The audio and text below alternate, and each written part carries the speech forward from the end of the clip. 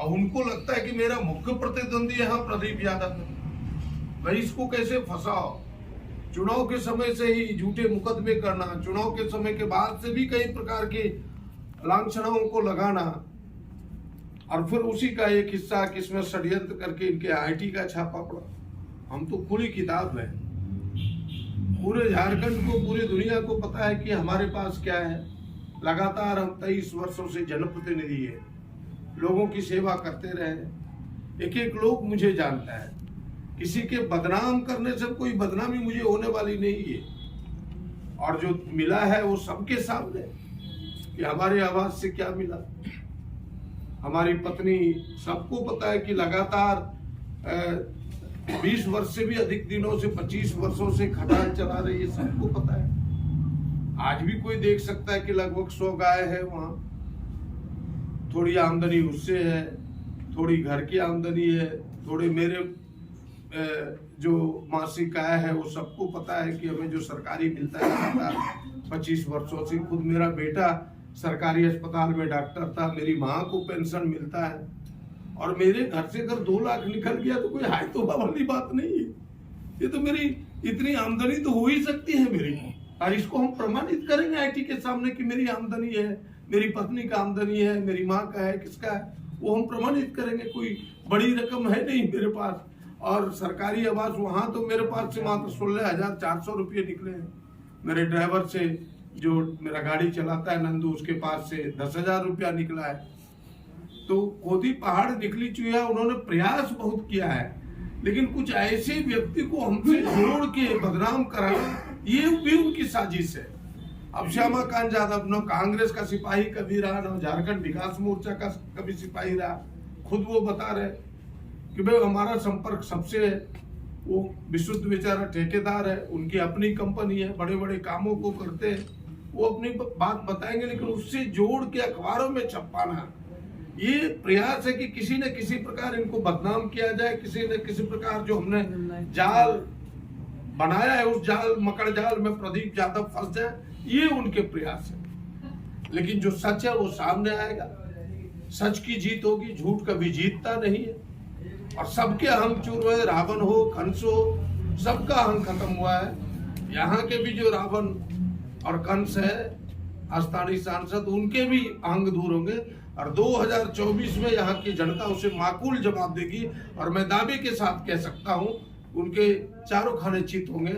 इसलिए उनको छटपटाहट है, और इस छटपटाहट में यह जो भारतीय जनता पार्टी के प्रयास, उस प्रयास में वो अपना रंग देने का प्रयास करता है। बस इतनी ही कहानी है, और इसमें कहीं कुछ और नहीं है। और समय पर हम माकूल जवाब देने का प्रयास करें। सर, स्काई ब्लू होटल जो है जहाँ पे छापेमारी चल रही थी, उनके मालिक और आपके साथ क्या कोई संबंध है? ना, हमने पहले ही आपको बता दिया, और वो अपना बताएंगे।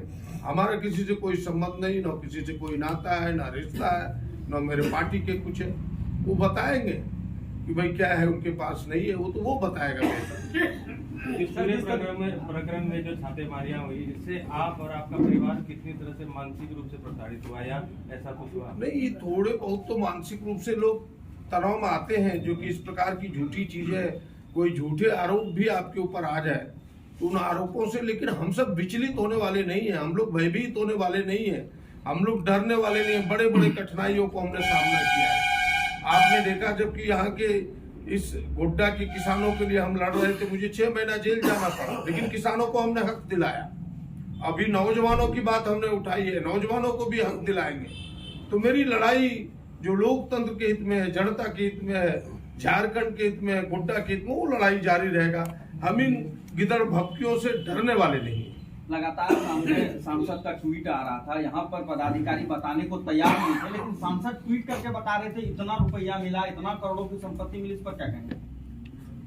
देखिए, जो इस तरह के लोग रहते हैं, उनके कुछ न कुछ अफसरों से मिली भगत रहती है, और उनको ये, जब उन्होंने जाल बुना है, जब उनके बुने हुए जाल है, तो उनको तो जानकारी थी ही कि इनके यहाँ छापा पड़ेगा, इनके यहाँ छापा पड़वाएंगे, इनके यहाँ से ये चीजें, उनका अधिकारियों से संपर्क रहा है, इसमें कहीं दो राय नहीं।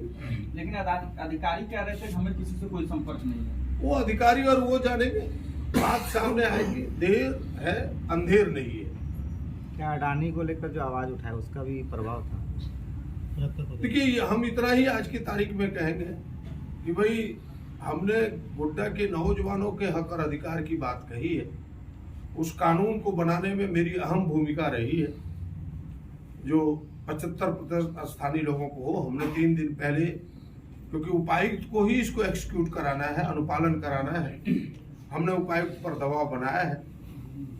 और जब हमने दबाव बनाया तो उन्होंने जल्दीबाजी में 1 दिन के मात्र समय लेकर के कुछ बालियां निकालने का प्रयास किया। हमने फिर उपायुक्त को कहा कि ये जल्दीबाजी में बाली नहीं होनी चाहिए।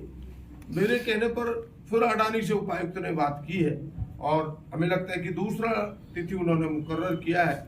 और ये तो छोटा सा उदाहरण है, हम तो पाई का हिसाब लेंगे, चाहे वो अडानी हो, चाहे ईसीएल हो, चाहे वीसीएल हो, चाहे सीसीएल हो, जो भी प्राइवेट एजेंसी यहाँ काम कर रही है, सरकारी उपक्रम काम कर रहे हैं। जो कानून झारखंड सरकार ने झारखंडी नौजवानों के हित में, स्थानीय नौजवानों के हित में बनाया है, उसका अक्षर से अनुपालन कराने का प्रयास करेंगे। उसको कोई काट नहीं सकता है, किसी के माई के लाल कोई त्राव काट नहीं।